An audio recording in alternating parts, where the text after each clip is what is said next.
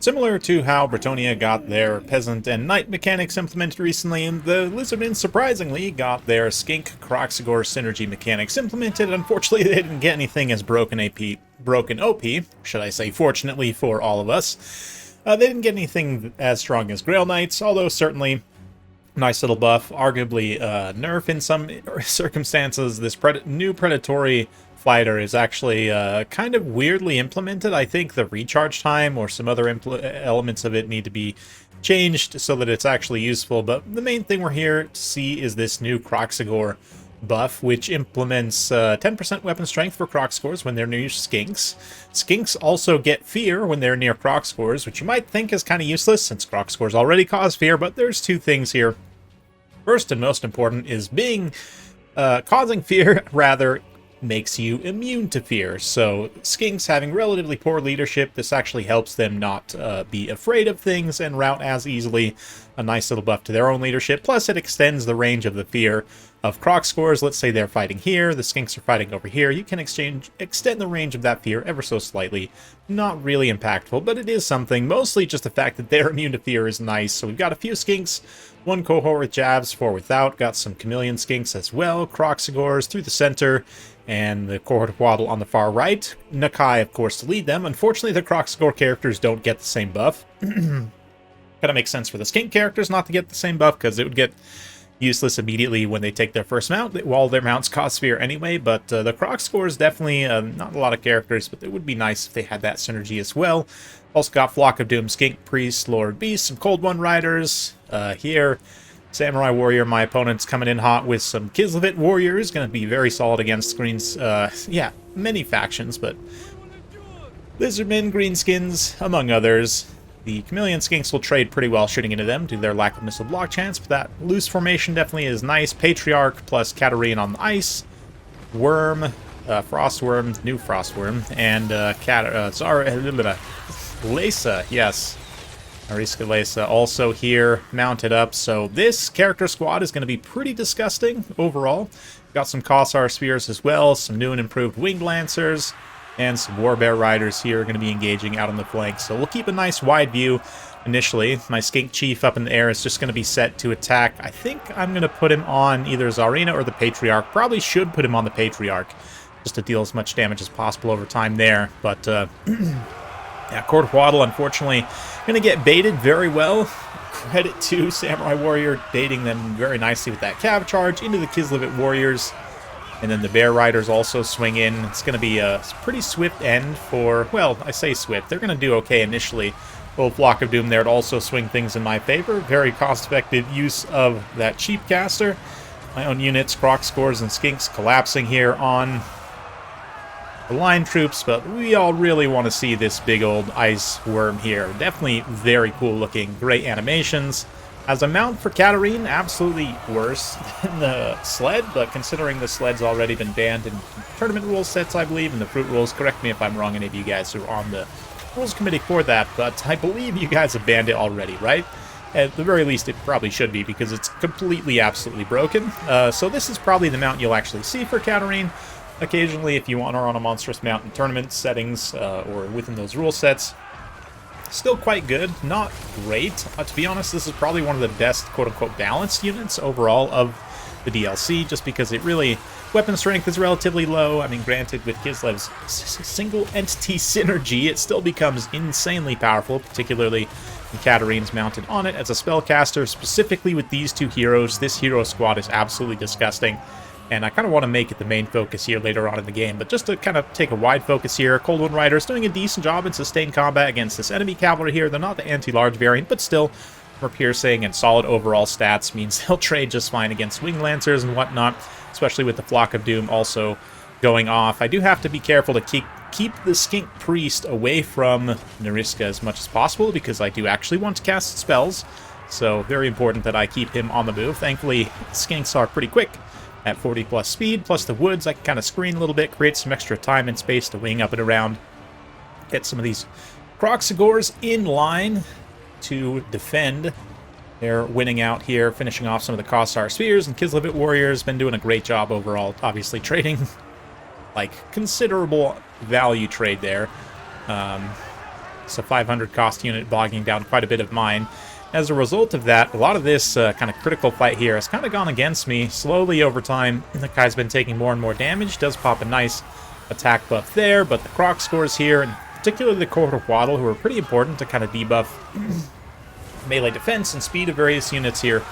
Yeah, you can see once that dazed go off, Tsarina's down to 25, so I was hoping to get a little bit more synergy there, but the rest of my armies are a little bit late in following up. You can see Nariska's now just absolutely hunting my poor Skink bro. He is going to get screened before he dies, but the Kroxigors and Skinks moving in to finish. The anti-infantry Kroxigors are not going to be trading incredible here. They'll trade okay, especially with Flock of Doom to try and take out some of these multi-model units. Problem is these single entities, I just don't have the killing power, really, I feel like, to take them down. I mean, we'll see. I'm going to try and focus fire as much as possible. The trees are going to block some of these shots, not all of them, up close on Tsarina here. Try and focus fire as much as possible. Again, probably I should be, if I can, trying to snipe the Patriarch with everything, but just really didn't bring enough single entity stopping power, and it's definitely on me. That said, kind of thinking about it in this matchup, I mean, short of maybe bringing some Temple Guard, which probably would have been a good idea, maybe instead of one of the Kroxigors, take a Temple Guard or two, maybe. I definitely just wanted to showcase the synergy, so there's that. But, yeah, thinking about sort of other solutions for the Lizardmen for this single entity squad. The problem with trying to take magic in the Slaawn is that Nariska is much faster than the Slaawn and can just charge them now and silence them like permanently pretty much, unless you have an effective way to screen her out, which again probably involves some higher mass units, Kroxigors, Temple Guard, something like that. Certainly easier said than done, especially when the threat of Kislev armor-piercing missiles exists, and Streltsy being better than ever are probably going to be a solid pick in this matchup as well, or at least a threat that you need to kind of prepare your build around. So it's definitely an interesting one. I feel like Kislev's new additions definitely flipped this matchup. Nariska in particular, I don't know how to feel. I'm on the fence. I think, well, for one thing, I think one thing we can all agree on. Absolutely, her silence should probably not be constant. It should be an activatable with a limited duration, and probably not a limited number of charges, but maybe, you know, like it can be a decent uptime. Let's say it's like a 15 to 30 second uptime with maybe like a 60-second cooldown. Doesn't mean it need to be ridiculous, but having it be constant is ridiculous. That is truly absurd. So that needs to change. Yeah, I'm probably fine with like the Jet Lions having silence on their contact effect because they're not that great, to be honest. They're okay. They're not incredible, but we'll see. Maybe they'll prove to be super OP with that. But the silence aura here, yeah, it's just too much. Negates magical weapons as well. Basically means that the Guardian is not physical resistance, it's actually damage resistance, right? So I would probably change this one. This one is probably fine. Immune to flanking I also don't love, but it's fine. If you were to remove some other things from this Kislev hero death squad, it would definitely help. But yeah, absolutely no chance for me to win in the late game against that. And we'll talk a little bit here. Certainly Tsarina is more balanced on the Iceworm mount, so it's probably the one you'll see if you do see her. In multiplayer, again, in those rule sets, the rest of the build here, yeah, I was able to limit his cavalry fairly well. Warbear Riders definitely feasted on some value. And the Kislev warriors also didn't do amazing. A couple of them did very well, but I was able to limit for the most part. Same with the Kossars. Kroxigors traded pretty well. A couple of them paid for themselves.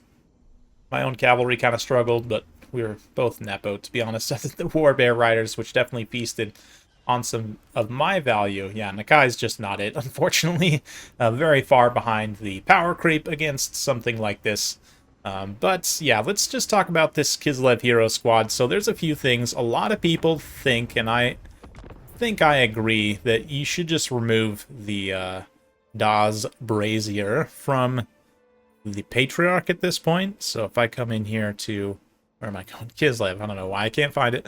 But yeah, here we go. Patriarch. So this is a lot of what the Patriarch's power comes from. It's only 150 cost item, which is insane to me, considering it's an epic tier, like a purple tier item. Only 150 cost, and it's just a very strong passive heal and vigor refresh. So it kind of supersedes these two abilities, which you would normally have to pay 400 for.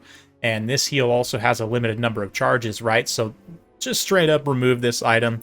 The Balalaika of the Arari is also pretty good, but it's fine. It's 200 cost, and it's a +5/+5, so it's not completely insane. You'd probably still want to take it, to be honest, but yeah, I mean, this should be the kit, really, if you want to take a bear or a horse, you know, kind of depending on your build. But yeah, absolutely, Daz Brazier needs to be removed from the Kislev Hero Squad. Obviously, fix the Chariot. That's something besides the point. The Frostworm is fine. I mean, the weapon strength is not great. Melee defense is not great. It is a monstrous mount for somebody like Katarine, but as a monster in and of itself, it's not wildly good or cost-effective at 1450, especially if it had like some ground breath attacks that you could use, kind of Hydra style, to side shot some infantry units. It'd be a lot better.